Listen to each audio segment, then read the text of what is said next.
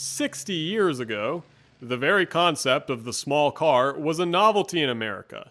And as the time came for each of the U.S. Big Three automakers to field competitors of their own in this class, none was as determined to tread so boldly into this new arena as General Motors. Their highly unusual and forward-thinking Chevrolet Corvair became, over the course of the 1960s, perhaps the single most controversial American car model of all time. While virtually all American cars of the mid-century were built on a traditional front-engine, rear-drive architecture, Chevrolet placed a big bet on the concept that the compact car of the future would feature an engine and transmission packaged together and mounted at the driven wheels, eliminating the traditional driveshaft tunnel and yielding better interior space efficiency, thereby mitigating one of the biggest challenges with smaller car designs, a lack of roominess. And they were partially right. By about 1980, 20 years after the introduction of the Corvair, small car designs had coalesced around a format where the engine and driven axle were packaged together at the same end of the car. The other end of the car. During the nascent stages of the Corvair's development, Chevrolet at least briefly considered building a front-engine, front-wheel drive model. But a Chevrolet boss by the name of Ed Cole had a personal affinity for the air-cooled, flat, rear-engine, rear-drive design. After all, this layout was shared with Porsches and was reminiscent of aircraft, and it felt exotic, aspirational. With his big personality, Cole seems to have had an outsized influence on the arc of the Corvair's development. This was a man who reveled in novelty and insisted on operating at a fast pace.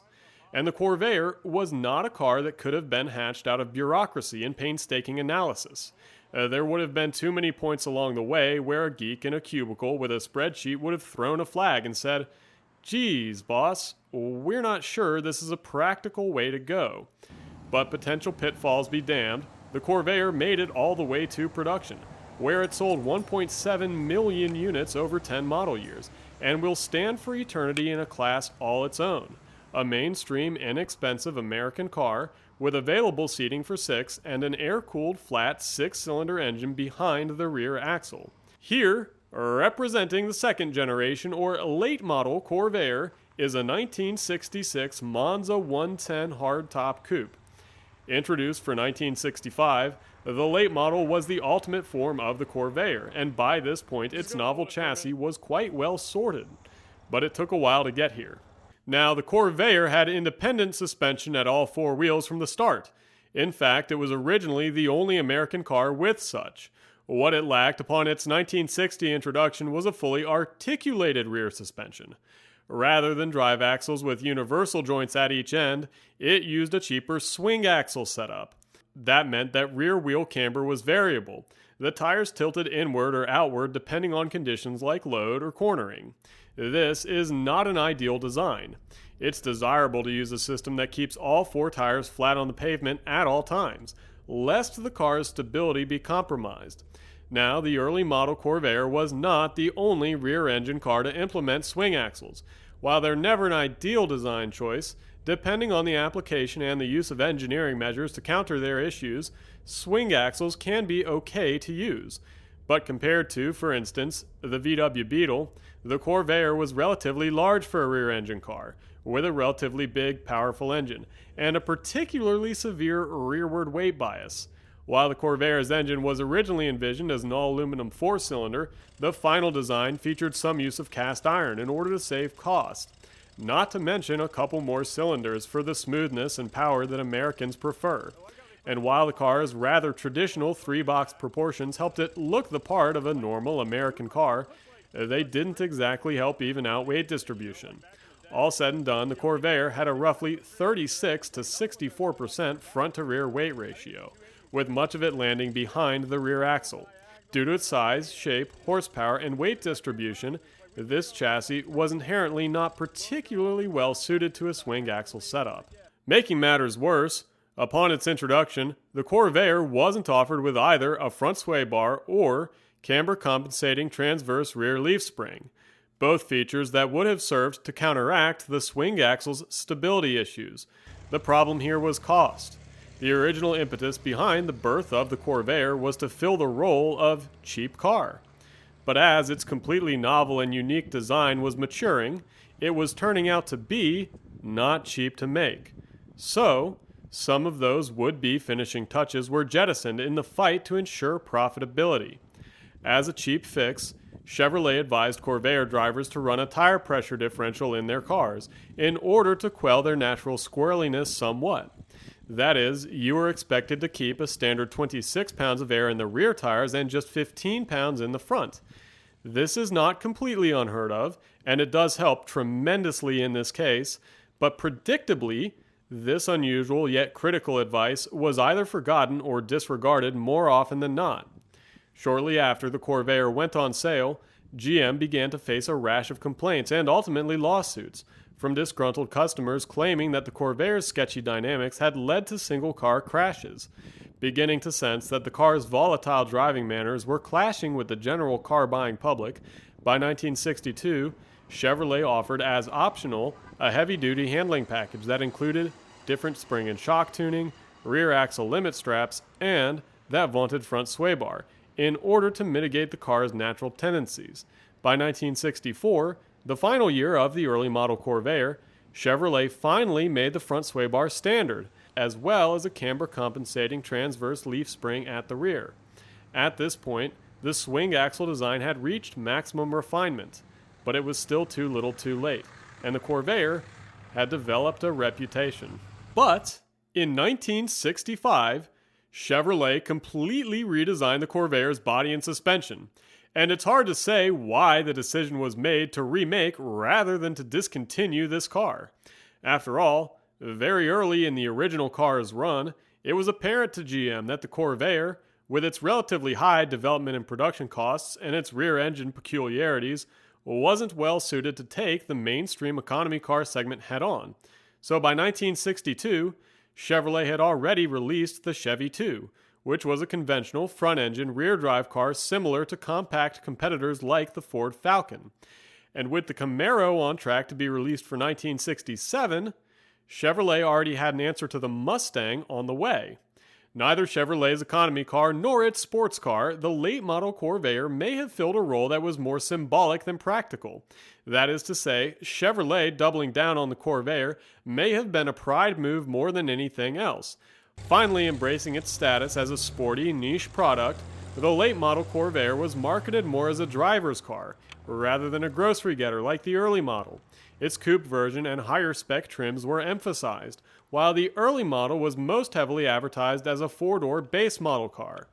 And at the heart of this sleek, handsome late model was the key ingredient so sorely missing from the original car: a well-designed, fully independent, and fully articulated four-link rear suspension with double U-jointed axles. 5 years after its debut, the Corvair's special chassis was finally quite well ironed out.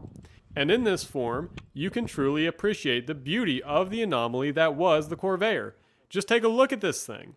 It's got the timeless American look of the 60s, yet it's unmistakably unique in subtle ways.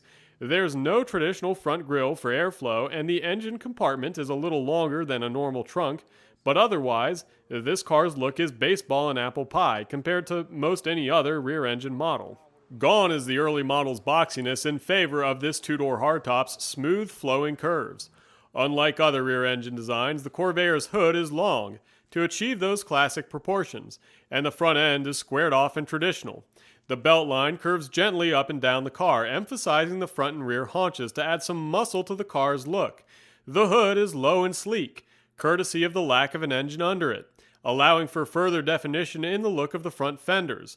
The car's overall stance is low and hunkered down to the pavement. These modern 15-inch alloys are wider than the stock 13s, helping the car hold the road. The windshield's rake is flat and vertical, typical of the period. Unlike the two-door version of the early model, this is a hard-top coupe with no B-pillars. So, when the front and rear windows are rolled down together, you get this one nice big opening. The rear windshield is swept back gently, giving the car a sporty outline, and the rear vents that you see here perform the necessary function of providing airflow to the engine. In classic fashion, an array of metal emblems proudly announces the car's specifications. For instance, The Monza emblems on the front fenders, steering wheel, and glove box tell you that this was a mid-level Corvair. Versus the base model 500 series, the Monza included a full vinyl interior with front bucket seats, although these aren't to be confused with the firmly padded, highly bolstered units found in newer cars. They're effectively shaped like cut-off bench seats with short, flat cushions. Aside from the bucket seats, the Monza trim package was just that, and most of what it added was simply brighter, more upscale finishes inside and out. Back here, the checkered flag 110 emblem tells you that this car comes with the optional 110 horsepower engine. That's the middle of the three engine options offered on the Monza. The standard 95 horsepower and this optional 110 were both overhead valve, mostly aluminum, dual carbureted 2.7 liter flat sixes. Next in line was a 140 horsepower engine featuring quad carbs. Both the Monza and the base 500 offered this engine lineup. Accompanying these three engines were three transmissions. On either the 500 or the Monza, you could order any available engine with either a base 3-speed manual, optional 4-speed manual, or optional 2-speed automatic transmission.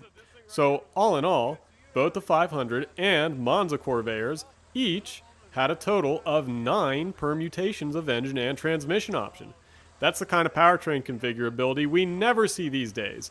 It would be considered far too expensive, but it was par for the course back then.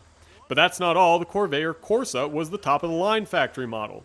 In addition to some nicer trim and a better gauge package, the Corvair Corsa came standard with the quad-carb 140 horsepower engine or, optionally, with a 180 horsepower turbocharged engine. Yes, a turbo in a 1960s American car. This was quite unique. In fact, when the Corvair first received a turbo engine option in 1962, it was only the second production automobile ever to feature such, being beat to market only by its GM stablemate Oldsmobile Jetfire a few months earlier. Add this to a long list of novelties heralded by the Corvair: its unibody structure, independent suspension at all four wheels, air-cooled engine, and rear engine layout were each firsts for GM, if not production American automobiles as a whole. While early turbo setups were not as refined as they are today, turbocharging made perfect sense in this application. Unlike most 60s American cars, the Corvair's engine compartment had serious size and weight constraints that wouldn't have allowed for simply dropping in a big heavy V8. More like a modern car, there was a ceiling on the Corvair's displacement, and what better way to make up for less volume than to stuff more air into it? Beyond powertrain, the most noteworthy options that the Corvair came with were essentially the AM/FM radio and air conditioning, among a broad array of trivialities ranging from an analog clock to a glove box light. Brakes were manual drums at all four corners. Capitalizing on the Corvair's light front end, Chevrolet never offered the car with expensive power steering, as the car is pretty easy to handle without it. Add this to a list of natural advantages of the rear-engine, rear-drive layout, along with the flat floor and excellent traction. But there were downsides too. Since the engine was air-cooled, there was no great solution for the Corvair's heater. In fact, for the first couple years of the Corvair, the heater wasn't even standard equipment. From day one, there was an optional gasoline-fired heater which worked very well but was very expensive and sucked gas. Beginning in 1961, there was a second optional heater, this one cheaper but weaker. It scavenged heat from the car's exhaust via heat exchangers. From 1962 on, this heater was made standard, and although it was improved upon over the years, it was never quite a match for a water-cooled car's heater. The gas-fired unit was dropped after 1962. Another less than endearing feature: this serpentine belt design. This single belt drives all of the Corvair's accessories, including the fan that this air-cooled pancake engine's life depends so dearly on. Due to its odd up and down, backwards and forwards routing, this belt is prone to slipping off or snapping entirely. Fortunately, there are warning lights on the dash for both the fan and generator, but you'd better be paying close attention to them because they may be all the warning you get. I'd like to think I know this car a little more intimately now, having had the experience of changing its belt on the side of the road at 4 o'clock on a hot summer afternoon in Montgomery. Good thing Uncle Buddy knows to keep a couple of spares in the car. Speaking of hot, although this car, unlike many Corvairs, had factory AC, its components have long been removed, but you do have a couple of extra ways to get airflow through the cabin. For instance, these cable-operated vents direct fresh airflow from the cowl to the driver and passenger footwells. A little higher up, you've got the classic triangular vent windows on the front doors. The shape of the dashboard and the design of the gauges make it clear that this is a driver's car. To that end, rather than a traditional column shifter for this automatic, you've got what basically amounts to a miniaturized console shifter mounted up here on the dash. Although I do think the stale old column shift gives more positive tactile feedback than this little switch does, this is a better look. Below the shifter, you'll find the heating and air controls mounted low and out of the way, looking like a bit of an afterthought. You'd think they'd have earned a spot front and center, under the radio, but that space was reserved for the ashtray. Funny how priorities change. The parking brake handle and the floor-mounted high beam switch are throwbacks too. Otherwise, the sporty slant of this cockpit styling has allowed it to age tastefully, and the additional Monza bright work doesn't hurt. The back seat is accessed easily, as the front seats don't latch in the upright position and fold forward with a single shove. The rear seat back folds forward as well, in order to form a flat loading floor for cargo. This extra spot to put stuff was intended to make up for the fact that the Corvair didn't have a traditional trunk. Of course, you've also got the frunk under the hood for luggage. The back seat in this coupe is cramped. Hopefully the sedan's back seat was better, and something tells me it probably was. Drop down into the driver's seat and you'll find the Corvair's signature flat floor quite close at hand. The cowl seems to come up high. The car is narrow for the 60s, and the windshield is short and flat. If I may make an odd comparison, some of the cockpit's dimensions actually remind me of 1990s compact pickups and their SUV counterparts. Tacoma, Explorer. The low-slung seating position is relaxed and spacious. The front seats are forward and backward adjustable only. They don't recline, although their default rake is a good medium. I found the Corvair to start easily and promptly all day with a smooth, healthy idle. The exhaust note I thought was good for a six-cylinder and distinctly American. Low, throaty, and a little coarse, with a hint of an air-cooled buzz. When I first got a hold of the keys in the morning and pulled away from the curb, it seemed to be a car like any other, and for the first few moments navigating out of the neighborhood, my mind was on other things. Then I came to a stop sign and a left-hand turn. I hit the brakes. They're manual, slow and heavy. I crank down on the steering wheel as I pull away. Again, it's manual. For a split second, the heft of the steering wheel and the brakes wakes me up, and I remember, oh yeah, this is an old car. But for a minute, I had been gliding around the neighborhood in the Corvair like it was anything else. With most cars this age, the reminders of their antiquity are constant, and the entire experience feels more like setting sail than going out for an average drive. But the Corvair feels reined in. Unencumbered with acres of excess steel just for the sake of it, the Corvair's modest dimensions make it easy to park and maneuver. Its unibody structure, despite being an early example, is, if anything, a little overbuilt, lending a stiff, tight feel to the car's body. And although I wasn't impressed with steering feel the last time I drove an early model Corvair, I found this particular car's steering to be very good for a 1960s worm gear type.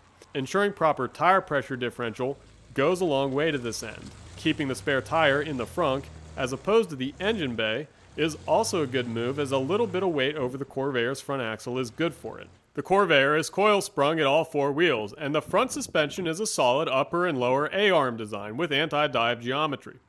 The front sway bar was standard on all late models, and that rear transverse leaf spring wasn't present, rendered unnecessary by the deletion of the swing axles.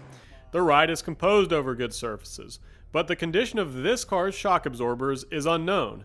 It could no doubt benefit from newer, better ones. Between the lack of dampening, short wheelbase, and bus driver springy front seats, particularly rough stretches have the potential to make the car feel like an inflatable bounce house. It's not jarring, you just have to hold on to your hat. But the crown jewel of the Corvair's driving experience is its handling. The Corvair, especially the late model like this one, was a revelation for the American car industry. Americans in this day could expect their cars to squeal and whine and crumble in protest when pushed into a corner. Their big, heavy front ends and soft suspension were the natural breeding grounds of front-end plow, understeer, and vague steering. But this car, with its tight unibody structure, well-designed front and rear suspensions, and very low weight of roughly 2,500 pounds, was able to very effectively leverage its rear engine layout, which, when properly engineered, yields the neutral, balanced, secure handling such as this car displays. Around curves, it simply feels like a car from another decade. Armed with just 110 horses, it's hard to get this chassis to so much as flinch, and it's clear that the car could handle significantly more power. That said, although 110 sounds like a pitifully low number, especially for the golden age of horsepower that this car came about in, if you handed me this car and asked me to drive it and guess its power rating, I would say about 140. The weight is probably what makes the difference. If you're in the frame of mind of modern cars, you would expect a car this size to carry an extra 1,000 pounds and be an absolute dog with the same power rating. This flat 6 didn't strike me as particularly torquey and certainly not peaky. It's pretty balanced overall.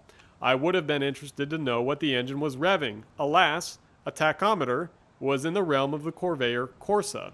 That's especially true on the highway. You'd expect the 2-speed automatic to hold this car back more than it does. I'm sure it becomes more evident in daily driving, but in a single day of driving this car around town for hours, I honestly didn't feel like it was really hurting for more gears all that badly. Call me uncultured, I guess. Even on the highway, I thought the car felt strong, and goosing it up to 80 from 70 is quick, with little effort, and of course, no downshifting. Although you're probably sucking a lot of gas by then. At speed, the car is tight and rattle-free in a manner unlike most 60s cars and trucks I've driven. With the windows up, the cabin still seals well, and wind and road noise intrusion are low, although the engine is a little buzzy. This Corvair is no perfect specimen. It's no show car, it's not restored, it's just a several $1,000 average driver. But with a spare belt on hand, and a tolerance for hot weather, it can still easily be driven every day. And unlike the early version, you can throw a stranger the keys without first giving him a quick disclaimer. As a collector's car, the Corvair is cheap in comparison to many more traditionally constructed 1960s models, such as the Mustang, Camaro, or Nova. That's likely because what the 60s did best was raw power, and lots of cars do that much, much better than this one.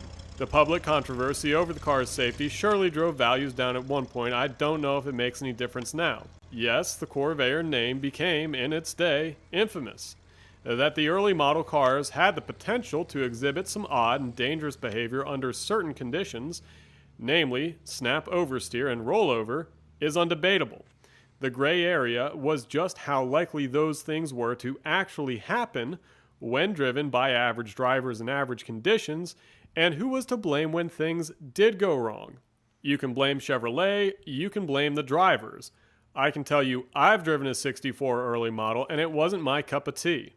I can tell you that the same people were driving Impalas and Mustangs down the same streets in the 60s, and you didn't have a trend of bizarre single-car accidents and lawsuits with those. Yes, the famous book and publicized lawsuits of Ralph Nader magnified the car's faults to caricature-like proportions, but the early model Corvair did make an easy target of itself for him. All that being said, the driving manners of this late model 66 don't strike me as problematic in the least. In fact, the car's handling is a marvel for its year. But by this point, the Corvair didn't really meet its originally intended function of serving as a cheap mainstream car. To build this chassis, and to build it right, was too expensive, and ultimately costs were cited for the car's eventual discontinuation after 1969. This establishes the Corvair paradox: rear engine design, American size and power, solid dynamics, low cost. The Corvair seemed to prove that of those four, you can pick three. This car was a valiant attempt by Chevrolet to leapfrog all competition in the compact car segment. A revolution, not an evolution. The upsides of such bravery can be immense, but to clear an obstacle with one giant leap and not a series of steps, for a moment there, you're going to be going on faith. You may find solid footing on the other side. You may not. I do give them a lot of credit on the grounds that the eventually determined canonical small car design did and does include, like this one, packaging the entire powertrain and drivetrain all together at one end of the car. I think the Corvair foreshadowed that important eventuality like maybe nothing else did. But Chevrolet didn't clear that hurdle.